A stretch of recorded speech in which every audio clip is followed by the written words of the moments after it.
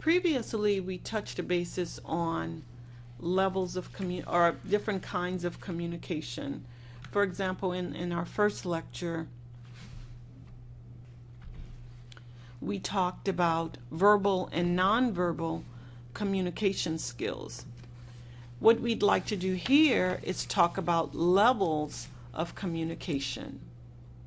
And in talking about the levels of communication, the counselor must demonstrate that they understand what the client is conveying to them.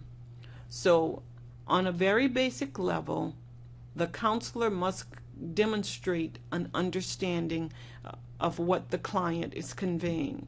And what we know about communication is that it is not only conveyed verbally, but also non-verbally. Additionally, counselors must understand the meaning clients attach to their narrative. It's important to hear the words that the client is conveying to us, but we must also understand the meaning associated with the narrative.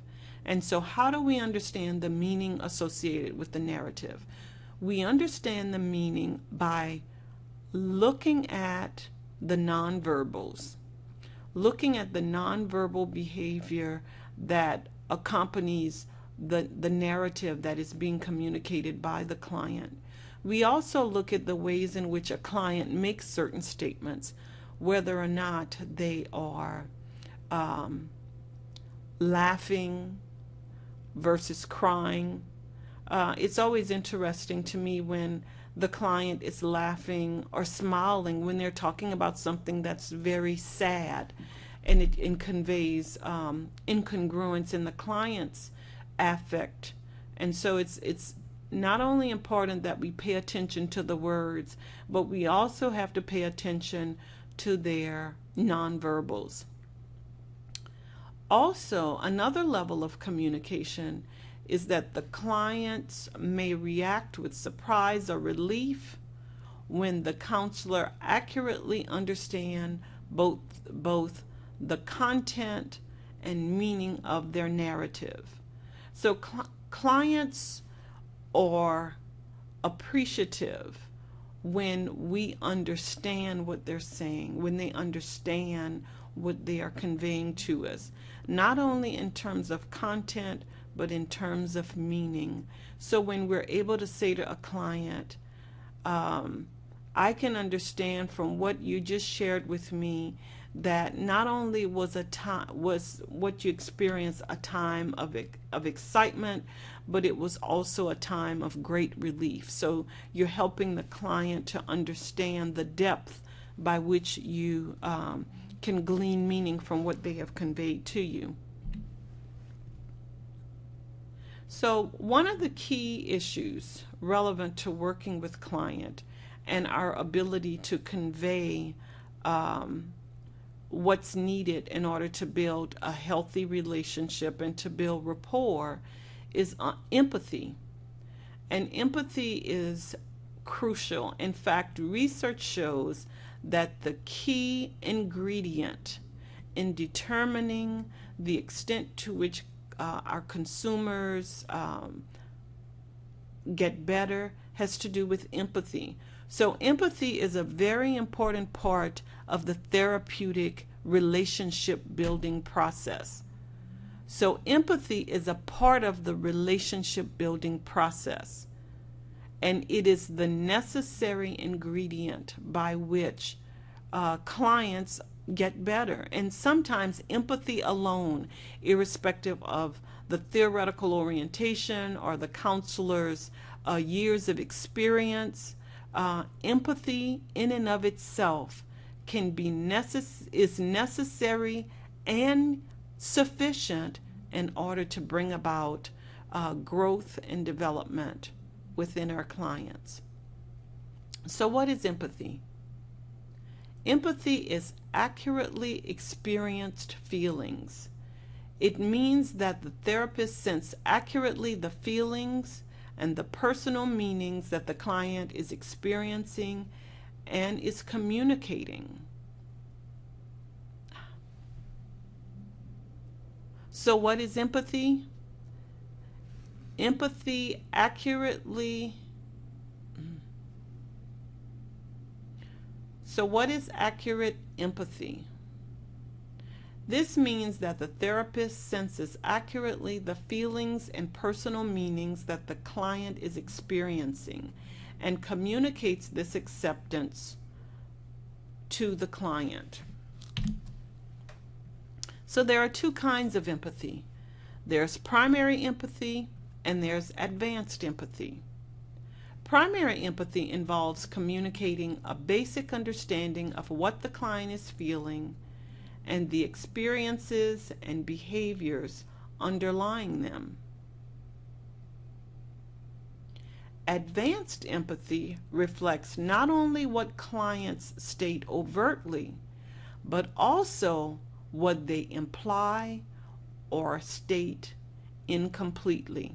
Because as we know, it's not always what a client says, it's sometimes what they convey through their nonverbals.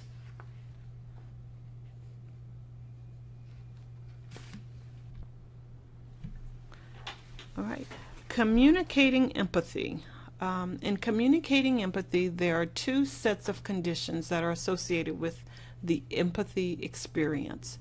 First, those conditions that allow the counselor to experience the client's world. And second are those conditions that allow the client to understand that his or her world has been accurately experienced by another person. Now that we've talked about empathy, we're going to move on to genuineness. What is genuineness? Well, genuineness refers to the counselor's state of mind. It means that the counselor can respond to the client as a full human person and not just in terms of the role, in terms of their role as a therapist. So, in a nutshell, genuineness means that human interaction, one person to another. Not only from the counselor to client level of communication, but really just one human being conveying or communicating with another. That is, in fact, what genuine is. Also, genuine people are comfortable with themselves. It means that we are comfortable being who we really are, without pretenses, without fictitious roles, or even a veiled image. It also means that when we are genuine, we are congruent, we're spontaneous, we're non-defensive, we're open to the experience of counseling, we're consistent, we're comfortable with people and with the behavior that help our clients. So in building a good relationship, one that involves unconditional positive regard, genuineness, and empathy, we must have relationship building skills. And sometimes those skills are verbal, and sometimes the skills are nonverbal. So when we consider nonverbal skills, we have attentiveness skills. And attentiveness skills means that we are paying attention to the client, we're looking at them, we're giving them our undivided attention, we are nodding, which we don't want to do too much nodding, but that conveys to the client that I understand, I'm following you, I am here. And so we utilize nonverbal attentiveness skills, and we also use verbal attentiveness skills. And a verbal attentiveness skill might mean that's our that says, yes, I'm listening, keep going. So that's one of the verbal attentiveness skills that we use. Sometimes we use verbal reflections. Sometimes there are paraphrases. We draw inferences from what the client is saying to us. We help them to connect the dots. Sometimes we provide enhancing responses. There's sometimes content paraphrasing that we do. We also reflect the messages that the client has communicated to us. We also provide reflecting of the client's feelings. So we let the client know that we understand what they're feeling, and we convey what we understand those feelings to be. So there are certain conditions that conveys genuineness. And some of the ways in which we convey genuineness is through congruence, which we talked about previously, and that's the means by which the actions, the words, and the feelings all match and are consistent with one another. We also convey genuineness through openness and discreet self-disclosure. And it's important to realize that self-disclosure, we must be mindful of times that we use self-disclosure in our therapeutic process. It is important. It conveys genuineness. It also conveys humanness, but it is not a good idea to disclose information that is too personal and is also relevant in our lives in the here and now. And I'm reminded of an experience where one counselor confided some information to the client that was very emotional and painful. And the situation here is that what was shared with the client was too personal and it was too impactful. And so in self-disclosure, there is a willingness to let a client see through the counselor's intentions, motives, and agendas that we too have walked a similar journey. It conveys transparency, but it can only be done when those issues are not too raw, too personal, and too painful. We also convey genuineness with regard to immediacy, and it involves sharing a thought or a feeling as it occurs in the counseling process. So if we are feeling a certain way or experiencing something, it's okay to say to the client, just having heard about your painful experience really saddens me. And so a client appreciates that you're not robotic, you share their painful experiences, and that you understand their lived experiences. And it's done in the here and now, so there is an immediacy to it. So what are some of the conditions that convey positive regard? There are 4 primary functions associated with a strong relationship bond that exists with a client and counselor. The first is the therapeutic relationship, which creates an atmosphere of trust and safety. It's important that we let clients know that they're in a trusting and safe environment.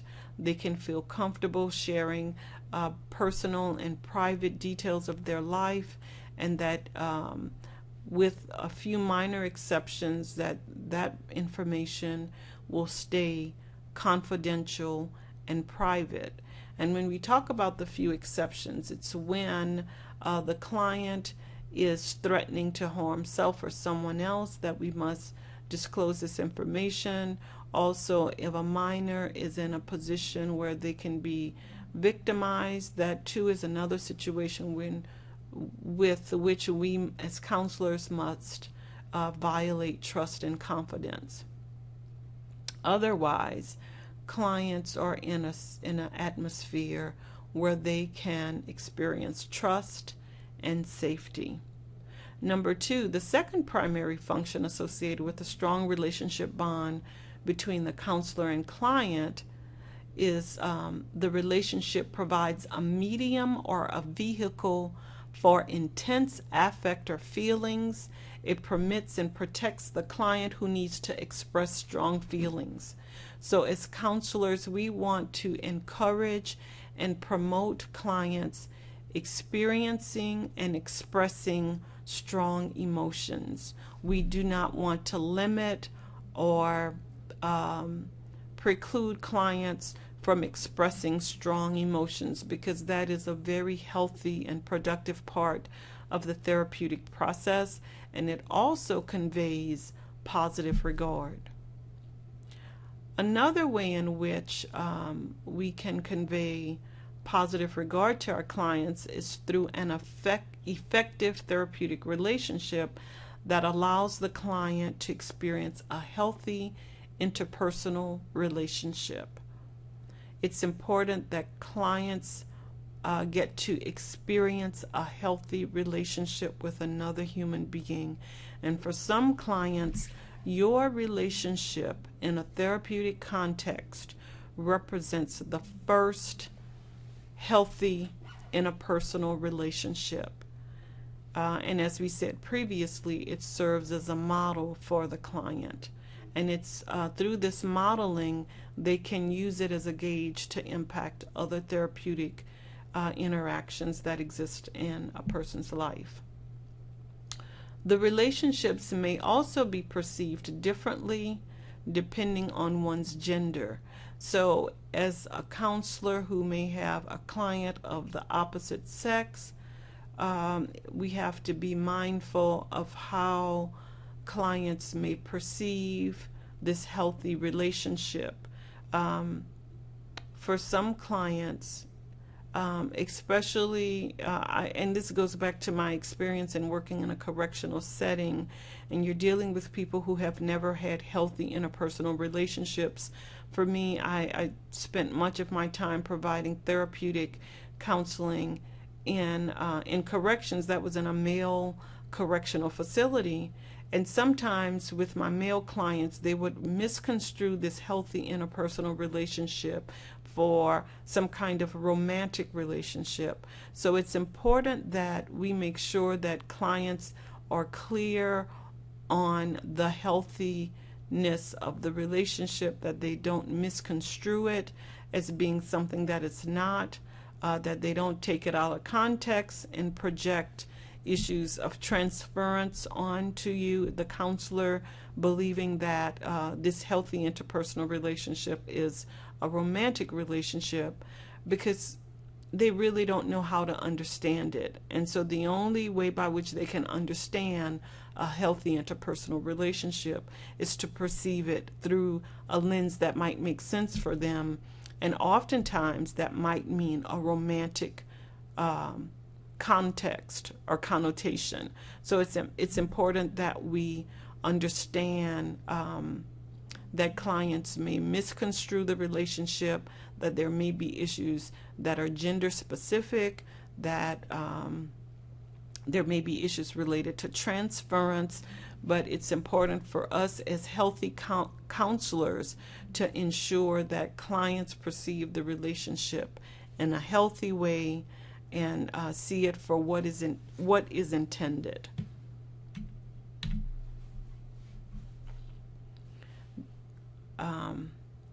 Also, as it relates to conveying positive regard, some clients may feel threatened, intimidated, or even claustrophobic by the therapeutic relationship, particularly for persons who are most comfortable with sweeping problem situations under the rug or not dealing with things or issues more directly.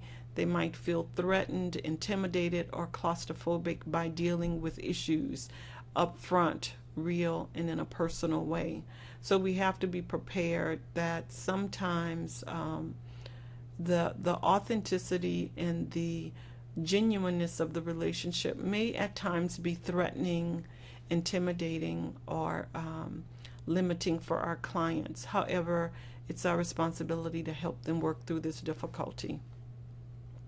Other clients may question the counselor's motives or sincerity, or view the counselor and the relationship with a degree of skepticism. And this is particularly the case when clients are not used to being in healthy relationships. So it is through this situation that you have to help the client to understand what a healthy relationship is, what a therapeutic alliance is, and the necessary ingredients of a healthy client-counselor interaction.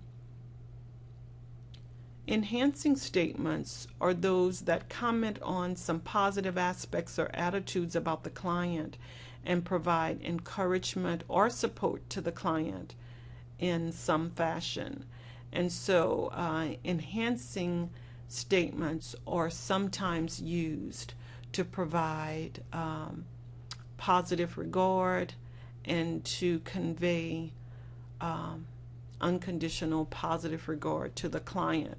It's also one of the conditions that are essential in the conveying of positive regard to our clients. And that is the end of lecture 2 on the stages of counseling and building the counseling relationship, which is stage 1 of the therapeutic process. Thank you.